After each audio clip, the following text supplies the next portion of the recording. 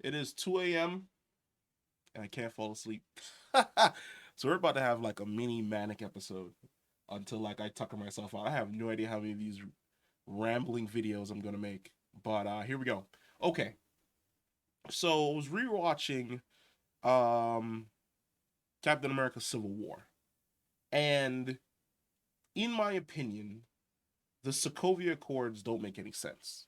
At least from where I'm standing. Let me work through it, okay? So the idea behind the Sokovia Accords is that the government needs to regulate superpowered individuals because the superpowered individuals are causing crazy amounts of destruction and damage across the world. You had the Avengers fighting the Chitauri in New York. You had the Avengers fighting Ultron over Sokovia. You've had multiple other incidents peppered across just the globe in regards to Thor in Paris, Thor in New Mexico, Iron Man in California, Ant Man in California. So it's a exponential growth of superheroes, and an even higher exponential growth of the damage that superheroes are essentially causing. Fine. But the Sokovia Accords, as they are named, are due to the events that occurred in the country of Sokovia that turned basically the entire country into immigrants, where they became emigres. They had to leave Sokovia and move to a completely new country because their country became uninhabitable due to a battle caused by the Avengers, which doesn't make any sense to me because the major threat of that battle, the people of Sokovia were not attacked by superpowered individuals. They were attacked by Ultron. They were attacked by machines.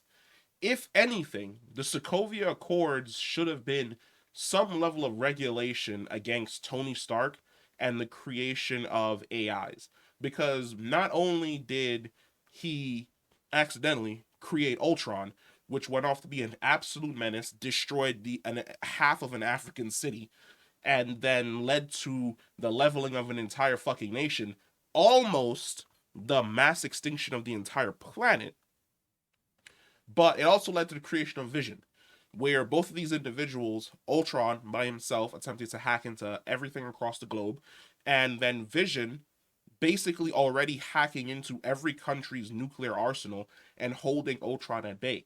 That should have been top tier of the things that they found fault in. Like the Avengers fighting off a robot menace in a country, and that robot lifting up half of the country and dropping it back towards the earth to wipe out humanity. I really don't think that the heroes need to be regulated, because which government body on the planet is going to be able to handle a situation like that? Aliens invading New York and the government response being a tactical fucking nuke to the center of the city.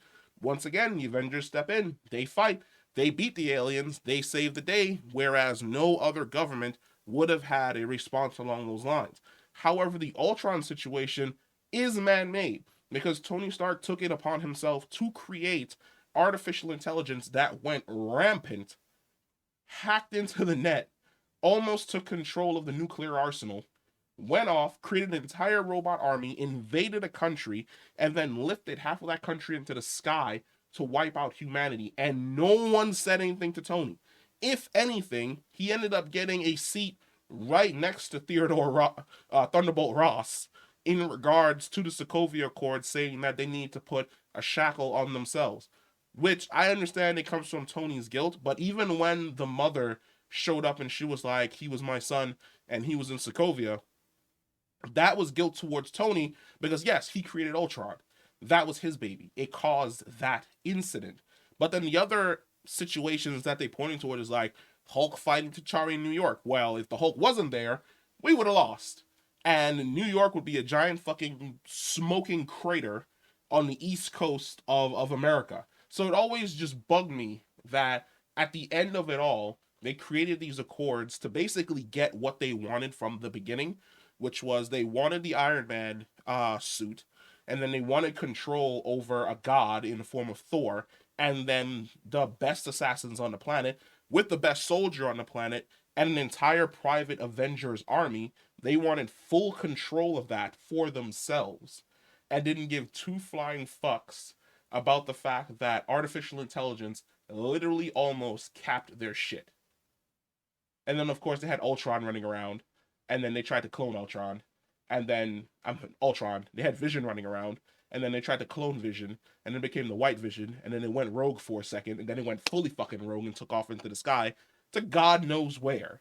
But like the Sokovia Accords, I got to that part in Civil War, and it just started bugging the shit out of me. And like I said, it's like a mini manic episode where it's like you want to lay down, but you're constantly thinking about this thing inside of your fucking head, and you're like, the more and more I think about this, the more and more it doesn't make sense because the elephant in the room is Ultron. The bigger elephant in the room is the fact that Tony Stark created this, and the fact that he got away and there were no repercussions in any way, shape, or form outside of the fact that he created his own fund to help the people of Sokovia, and no one else like hit him in his wallet. Like Tony Stark should have been bankrupt. Tony Stark should have been what Batman is in his current run, which is he just has no money and he's literally back in a cave building armor with a box of scraps.